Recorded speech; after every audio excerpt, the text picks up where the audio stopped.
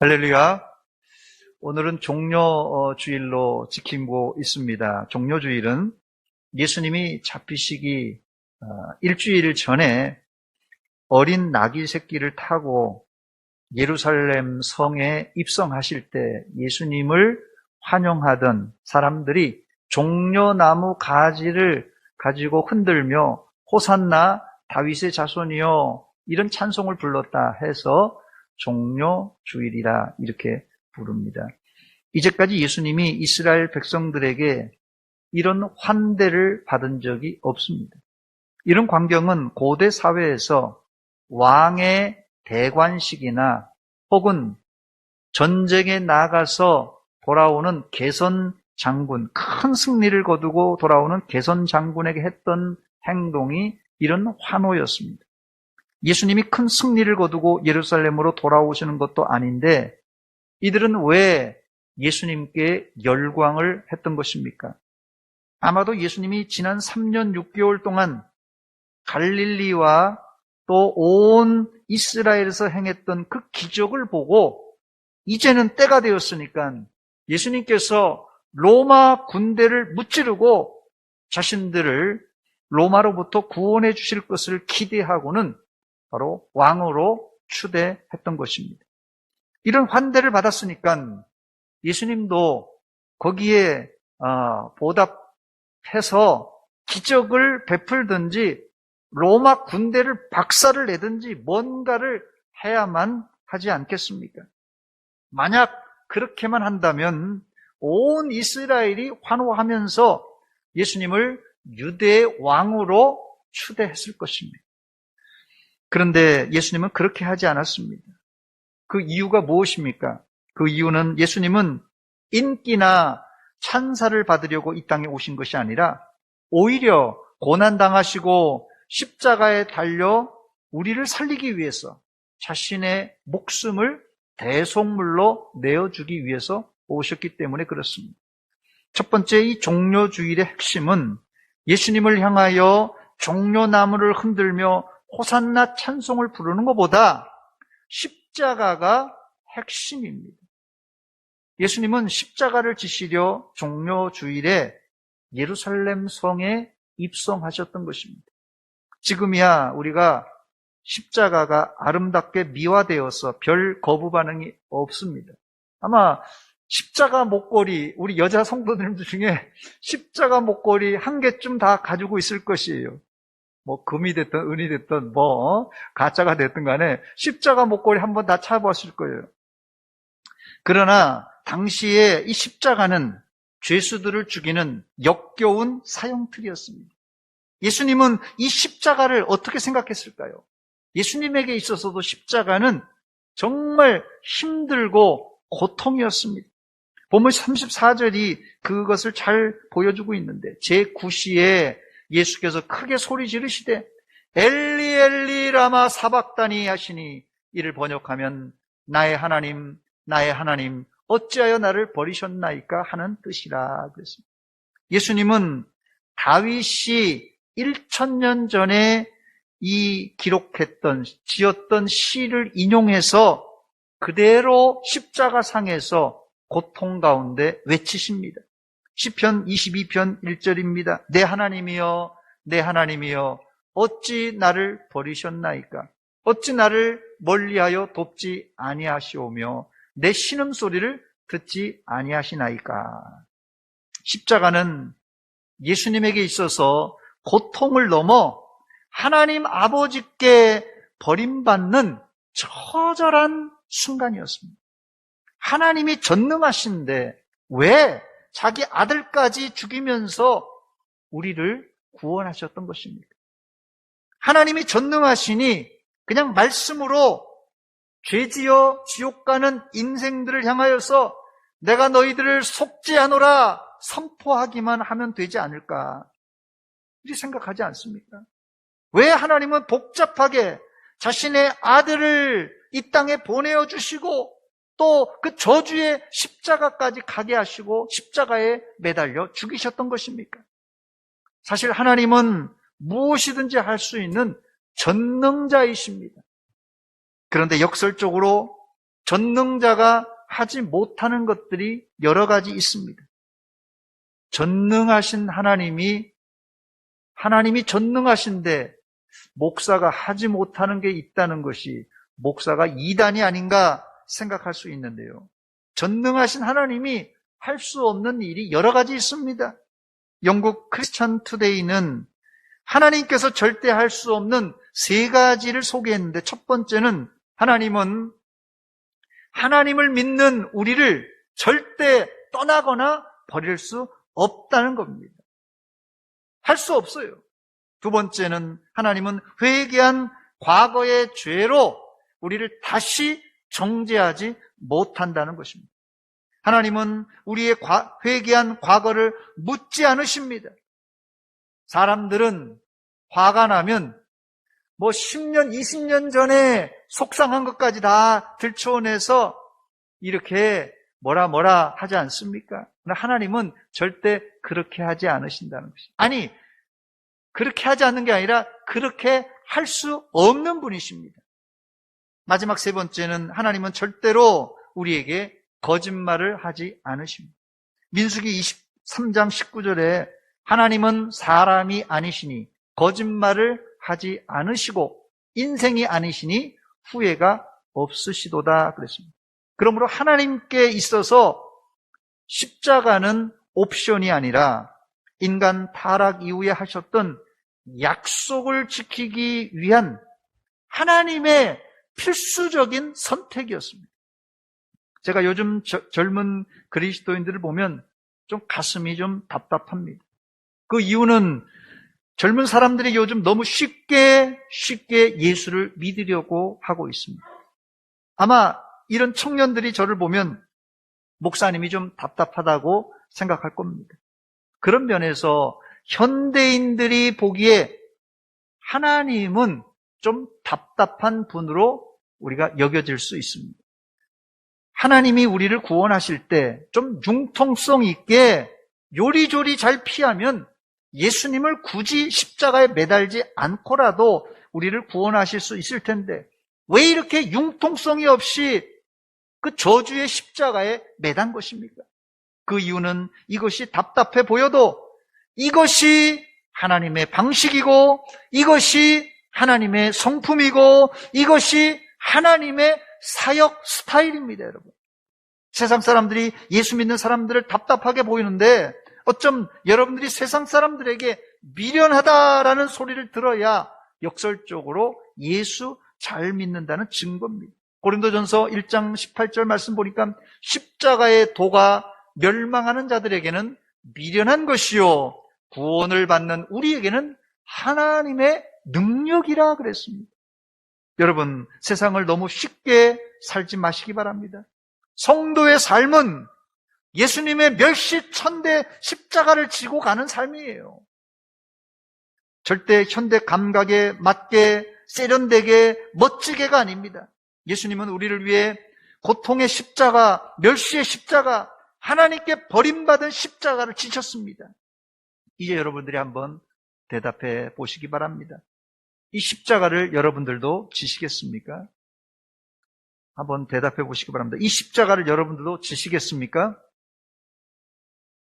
이 엄청난 십자가를, 이 치욕의 십자가를 어떻게 지시려고 여러분들이 아멘 하시는 겁니까? 이 십자가는 세상 사람들로부터 멸시와 천대를 각오해야 질 수 있고 또 자기를 부인해야 질 수 있습니다. 여러분, 그래도 지시겠습니까? 예, 아멘 하셨는데, 그러나 여러분들이 이 자리에서 아무리 아멘 할지라도 누구든지 이 아멘으로 질 수 있는 게 십자가가 아닙니다. 잘 들으시기 바랍니다. 여러분, 내가 아멘 한다고 십자가 지는 것이 아니고 누구든지 자기 몫에 대해 십자가를 지고 주님을 따라가려면 기도해야 됩니다. 기도 없이 지겠다는 말은 여러분들이 아무리 큰 소리를 칠지라도 이건 좀 미안한 얘기지만 거짓말입니다. 베드로를 비롯한 기라성 같은 제자들이 큰 소리 치다가 다 예수님을 부인하고 도망가 버렸어요. 마가복음 14장 31절입니다. 베드로가 힘있게 말하되 내가 주와 함께 죽을지언정, 아멘 할 정도가 아닙니다. 내가 주와 함께 죽을지언정 주를 부인하지 않겠나이다. 모든 제자들도 이와 같이 말하니라. 예수님은 이런 장담하는 제자들과 겟세마네 동산에 올라가서 기도하셨어요. 기도해야 십자가 질 수 있기 때문에 같이 올라가서 기도하셨어요. 예수님도 십자가 지시기 위해서 기도를 하셨습니다. 그런데 제자들은 기도는커녕 잠만 자다가 결국 다 도망가고 말았습니다.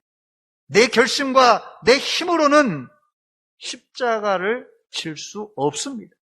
십자가는 여러분의 힘으로 지는 것이 아닙니다. 기도하며 자기를 부인하는 자가 십자가를 질 수가 있습니다.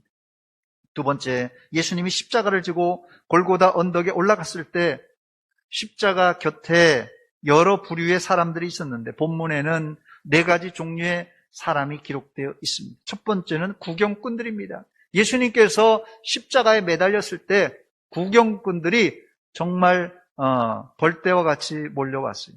사실 이들은 단순한 구경꾼이라기보다는 십자가에 달린 예수를 보고 멸시하며 조롱했던 사람들입니다.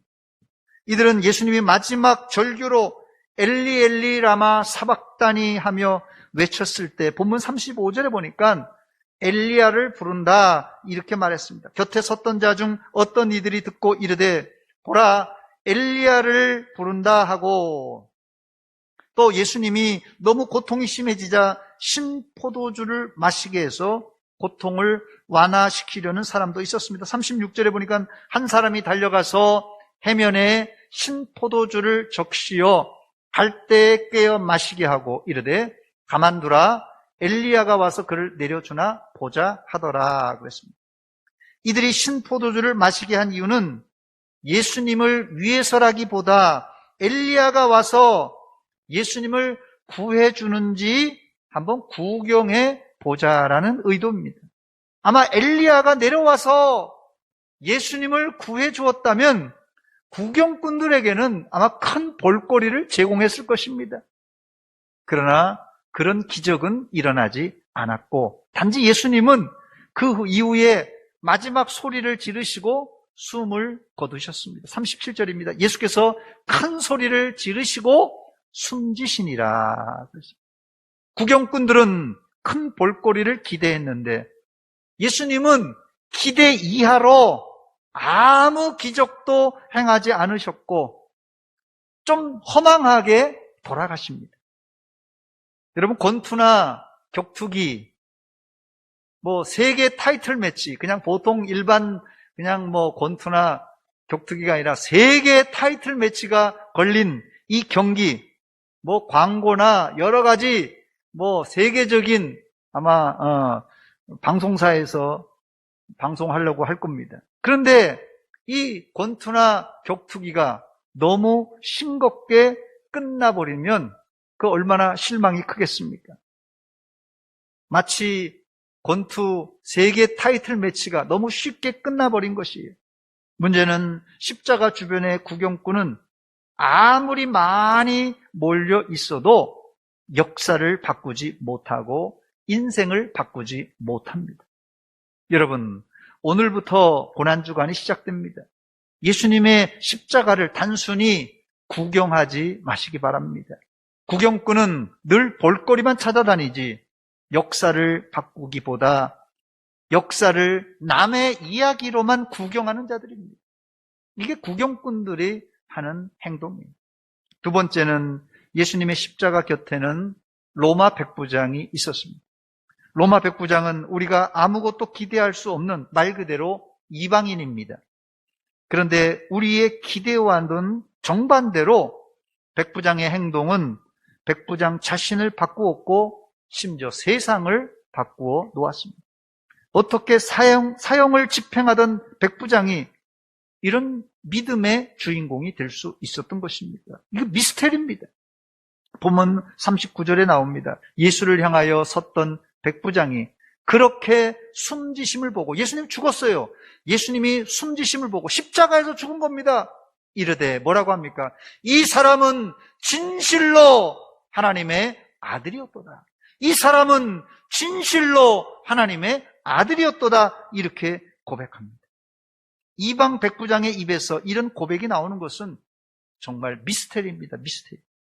여기 예수를 향하여 섰다라는 말은 백부장은 죄수들을 사형 집행했던 사형 집행관입니다. 사형 집행하는 책임자였다는 말입니다.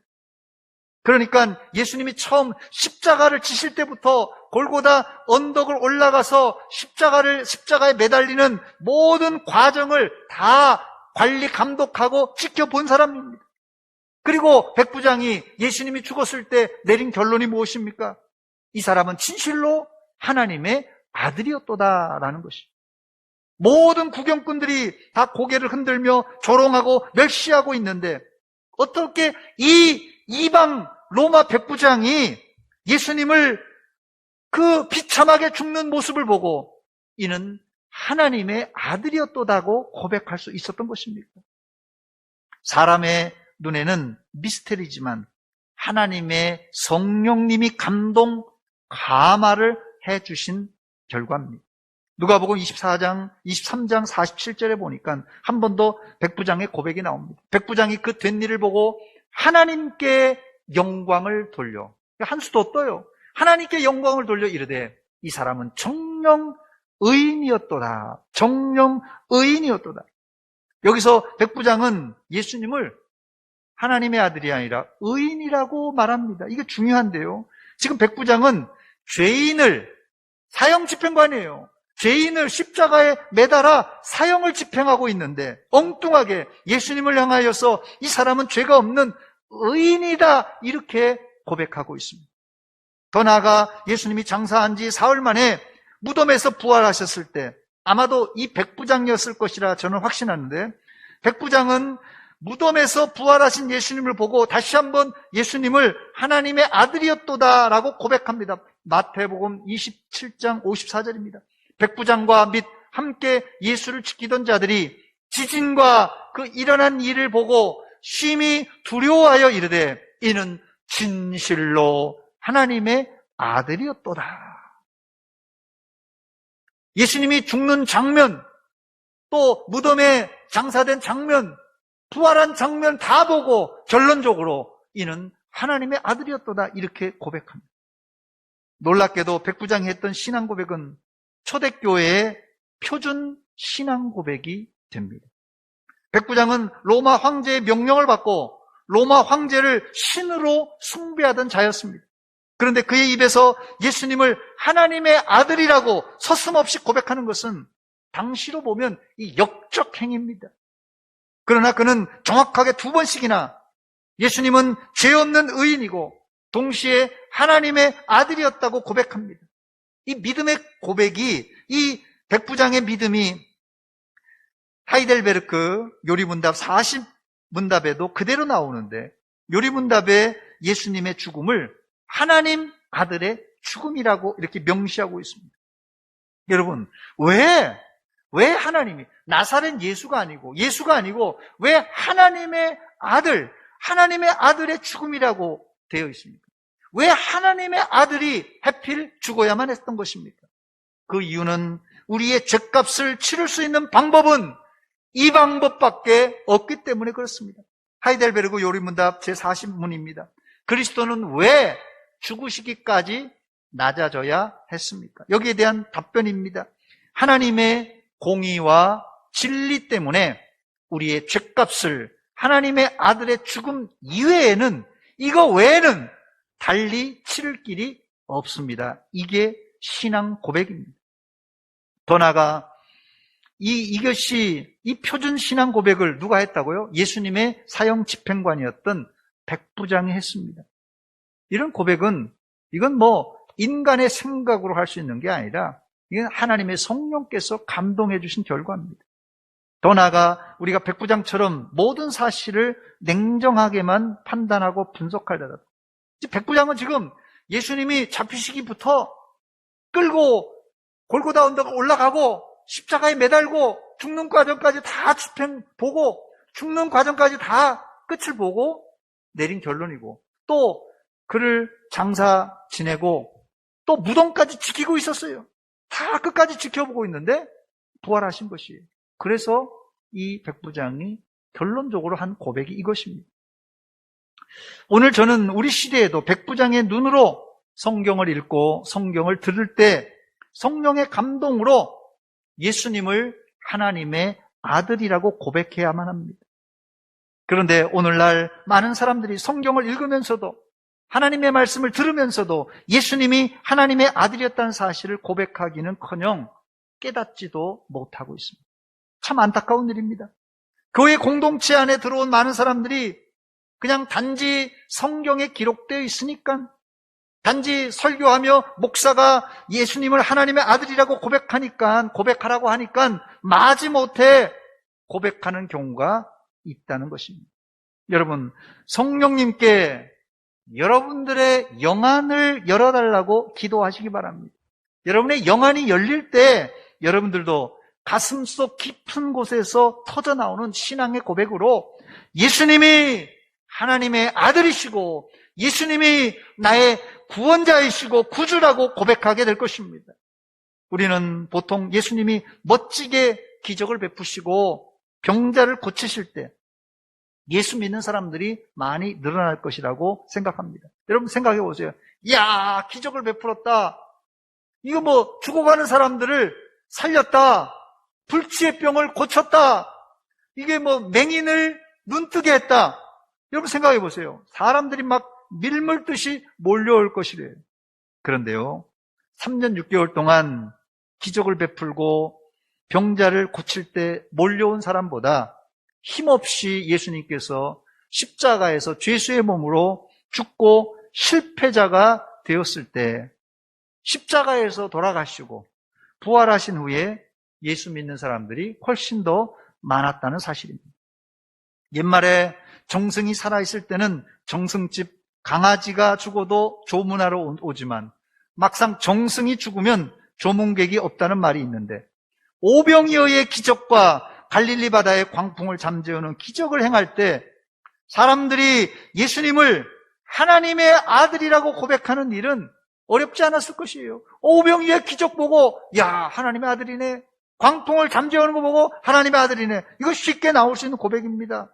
그러나 십자가에서 힘없이 죽는 그걸 보고 예수님은 하나님의 아들이었다고 고백하는 것은 하나님의 성령의 역사가 아니면 불가능한 고백입니다. 여러분은 예수님의 이적보다 예수님의 십자가와 부활을 붙드시기 바랍니다. 기독교는 기적의 종교지만 기적보다 십자가와 부활의 종교입니다. 바로 이것이 백부장의 믿음 고백의 핵심입니다. 세 번째, 예수님의 십자가 곁엔 여인들이 있었습니다. 본문 40절과 41절입니다. 멀리서 바라보는 여자들도 있었는데 그 중에 막달라 마리아와 또 작은 야고보와 요새의 어머니 마리아와 또 살로메가 있었으니 이들은 예수께서 갈릴리에 계실 때 따르며 섬기던 자들이요, 또 이외에 예수와 함께 예루살렘에 올라온 여자들도 많이 있었더라. 여자들이요, 막달라 마리아를 비롯한 여자들이 많이 예수님이 십자가에 달리는 현장에 있었는데, 여기 보니까 멀리서 바라보는 여자들도 있었는데, 여자들은 감히 로마 군병들이 거기서 막 죽이고 막 흥청망청 막 예수님을 때리고 하는데 가까이 갈 수 없어서 멀리서 바라보고 있었습니다. 여인들은 망연자실한 상태로 멀리서 예수님의 임종을 지켜보고 눈물로 통곡했습니다. 누가복음 23장 48절입니다. 이를 구경하러 모인 무리도 그 된 일을 보고 다 가슴을 치며 돌아가고 그랬어요. 아마 여인들도 가슴을 치며 통곡했을 것입니다. 올해 우리 교회가 내세운 표가 있는데요. 기억하십니까? 뭐죠? 예? 세상에 위로와 희망을 주는 기쁨의 성도가 되자라는 것입니다. 세상에 코로나가 아니더라도 복잡한 일이 얼마나 많습니까, 현대. 그래서 우리 교회가, 우리 성도들이 그 어려운 당한 사람들에게 위로가 되고 또 희망이 되고 또 기쁨을 또 좀 반사해 주는 그런 교회가 되었으면 좋겠다 하는 그런 희망입니다.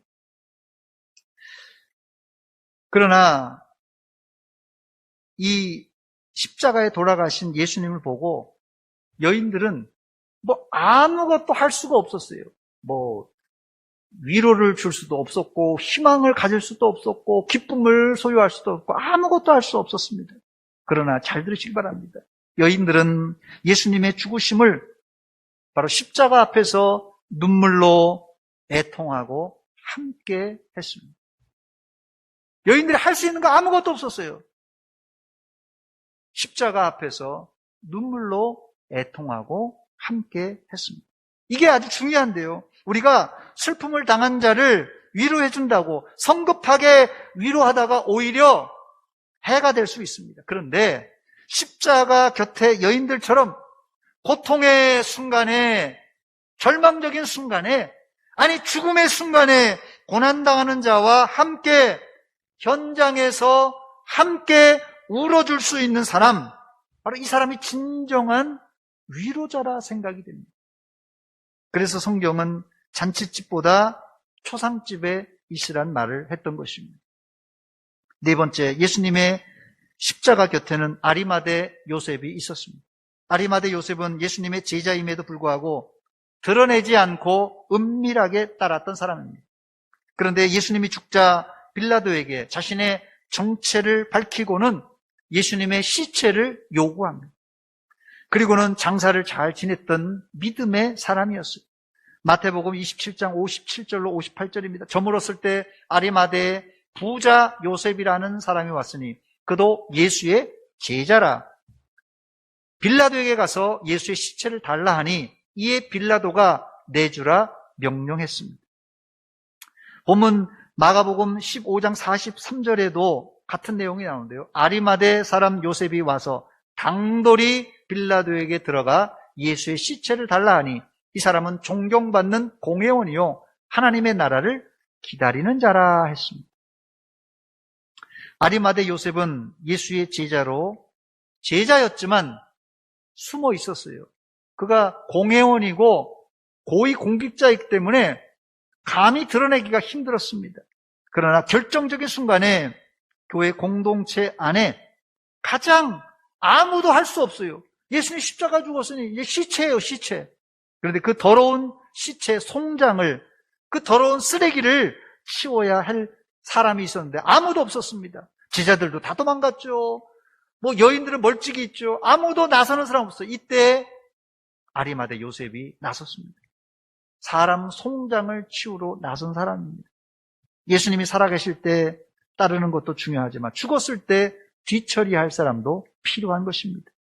자기를 부인하고 십자가를 지는 사람은 생색내는 일보다 이런 냄새나는 일, 아무도 하려지 않고 다 도망가는 일을 자원해서 하는 사람이 바로 이 아리마대 요셉과 같은 사람입니다. 끝으로 세 번째, 예수님이 십자가에서 죽으실 때 아무도 눈여겨보지 않았지만 예수님의 죽음과 동시에 성소의 휘장이 위로부터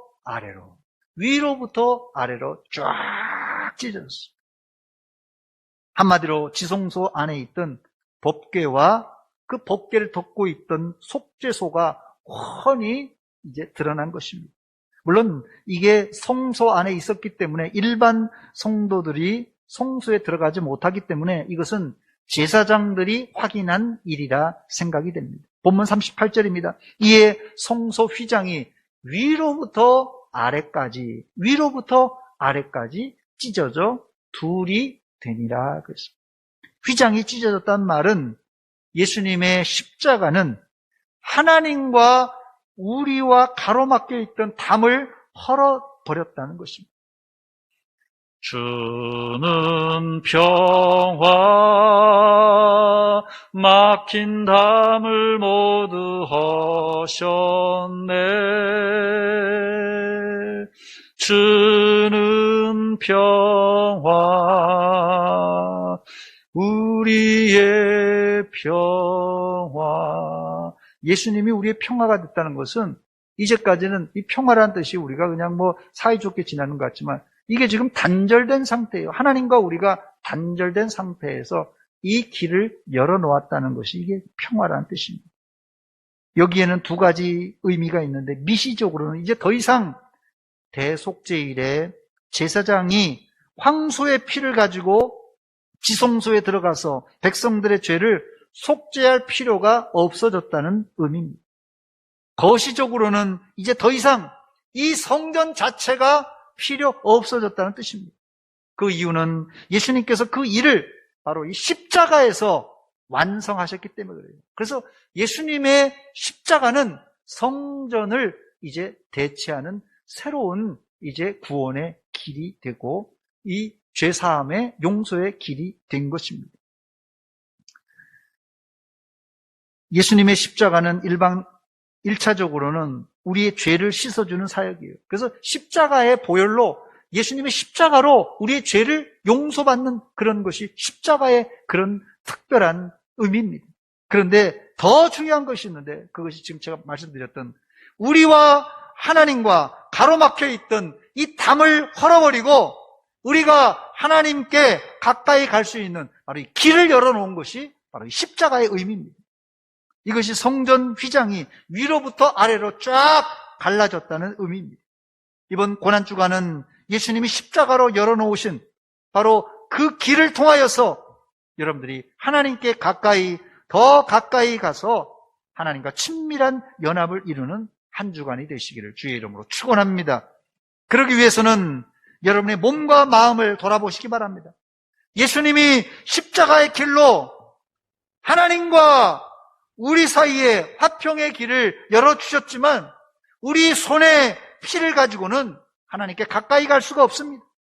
이번 주간 철저하게 회개하고 기도함으로 하나님을 생생하게 만나시기를 주의 이름으로 축원합니다. 이제 말씀을 마칩니다. 사랑하는 여러분, 종료 주일을 맞이해서 종료 가지를 흔들며 호산나 찬송했던 그 환호보다 멸시천대의 십자가를 기억하시기 바랍니다.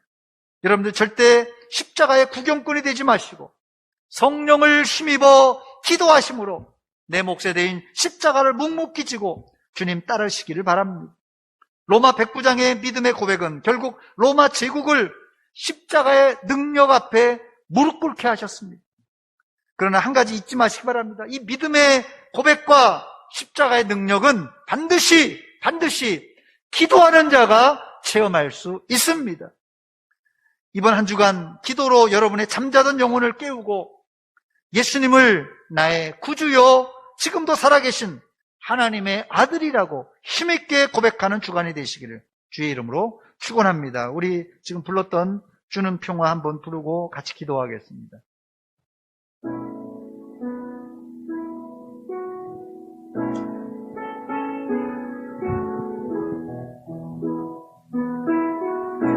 주는 평화 막힌 담을 모두 하셨네. 주는 평화 우리의 평화 주는 평화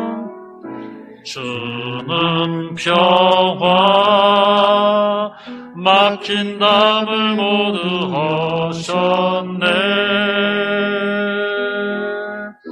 주는 평화 우리의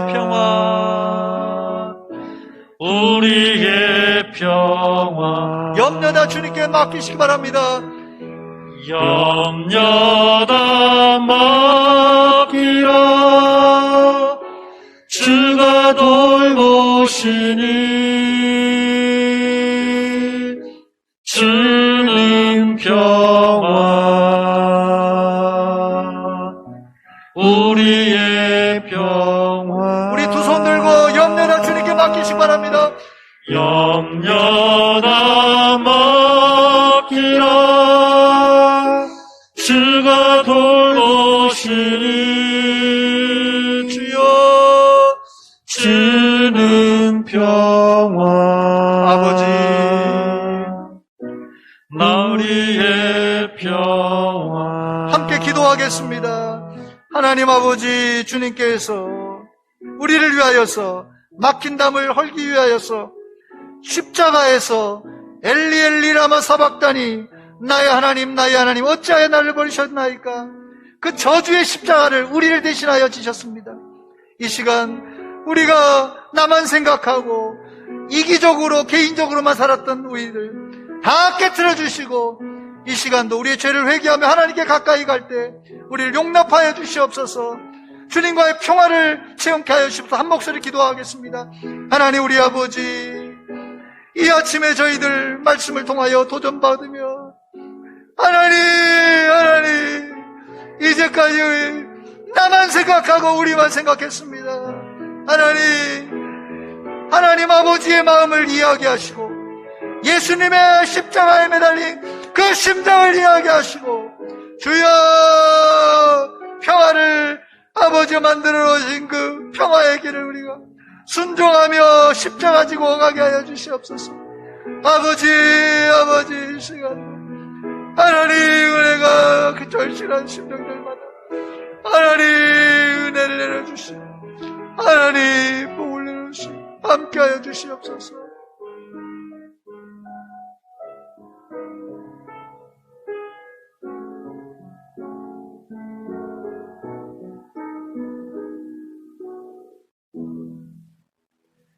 하나님 우리 아버지, 은혜와 사랑을 감사드립니다. 코로나 때문에 분주하고 바쁘다가 이제 어느덧 종료 주일 고난주간을 맞이했습니다.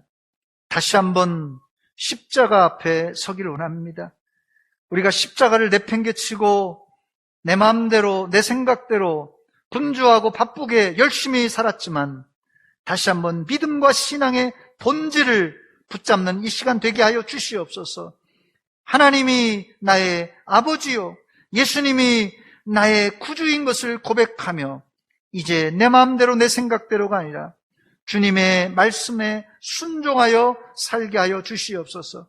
한 주간도 우리가 내 결심과 힘으로 십자가 질 수 없사오니 성령께서 우리의 마음을 감동하여 주시고 간절히 하나님께 기도할 때 우리에게 십자가를 질 힘과 용기를 허락하여 주시사 주님을 따라가는 믿음의 십자가 용사들 다 되게 하여 주시옵소서. 예수님의 이름으로 기도하옵나이다. 아멘.